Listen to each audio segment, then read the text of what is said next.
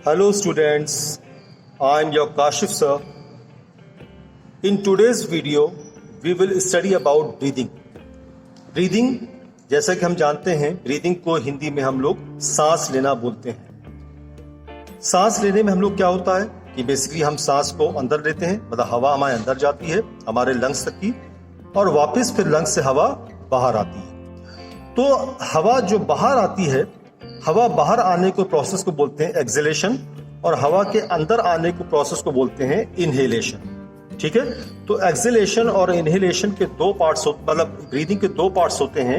एक पार्ट है एक्सहेलेशन, मतलब सांस का बाहर आना, और दूसरा पार्ट है इनहेलेशन, सांस का अंदर आना।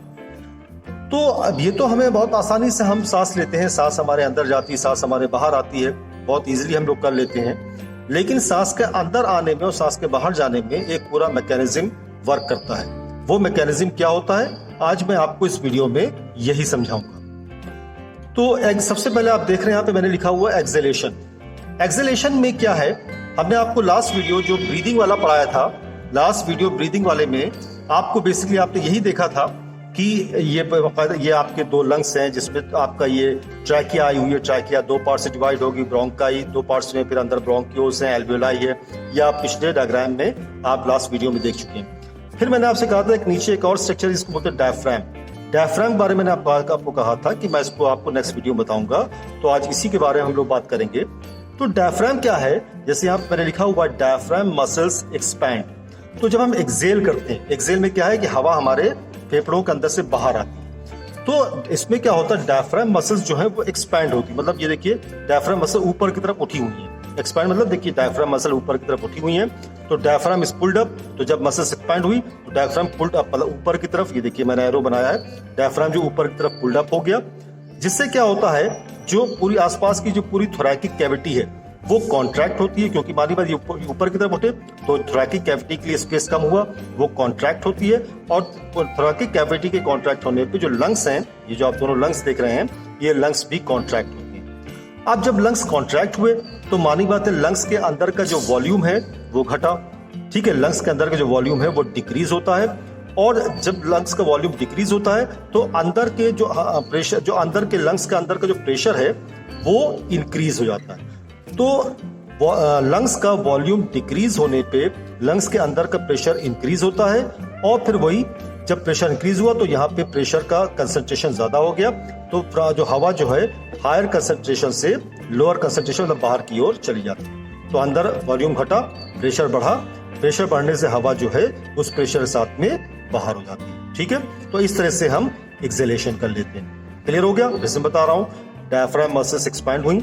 डायफ्राम मसल्स के एक्सपैंड होने पे डायफ्राम मसल्स ऊपर की तरफ पुल्ड अप होती हैं, ऊपर की तरफ उठती हैं, जिससे थोरैकिक कैविटी कॉन्ट्रैक्ट होती पूरी है, उससे लंग्स भी कॉन्ट्रैक्ट होते हैं। लंग्स से कॉन्ट्रैक्ट होने पे वॉल्यूम घटता है, वॉल्यूम के घटने पे प्रेशर बढ़ता है, और उस प्रेशर के साथ में हवा बाहर हो गई, जिसको हमने कहा एक्सहेलेशन हो गया।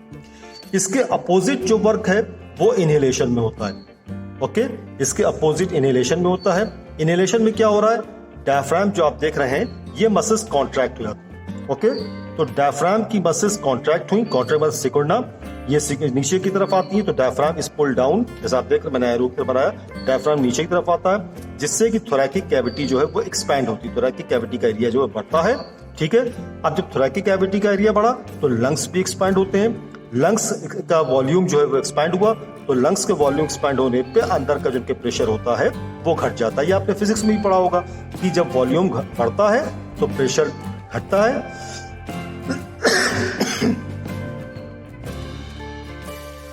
तो वॉल्यूम के घटने पे प्रेशर इंक्रीज होता है, और वॉल्यूम के इंक्रीज होने पे प्रेशर डिक्रीज होता है। तो यहाँ पे क्या है, वॉल्यूम इंक्रीज हुआ लंग्स का, वॉल्यूम इंक्रीज होने पे लंग्स के अंदर का प्रेशर घटा, तो हवा जो है बाहर हाई प्रेशर के साथ में अंदर आया, क्योंकि अंदर प्रेशर कम है, तो बाहर से हवा जो है हाई प्रेशर के साथ में कम प्रेशर वाली जगह पे आ जाती है। तो from the region of low higher concentration to the region of lower concentration.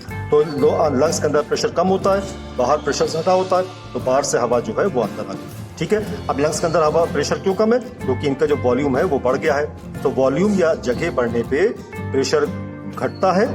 ठीक है, वॉल्यूम या जगह होने ज्यादा होने पे प्रेशर घटता है, जिससे कि हवा जो है वो अंदर की तरफ आ गई। ठीक है। तो इस तरह से इनहेलेशन वर्क होता है। तो इस तरह से पूरा जो प्रोसेस है ब्रीदिंग का हमारा कंप्लीट होता है। तो ब्रीदिंग के प्रोसेस में एक्सहेलेशन हुआ, जिसमें डायफ्राम जो है वो एक्सपैंड होता है, ठीक है।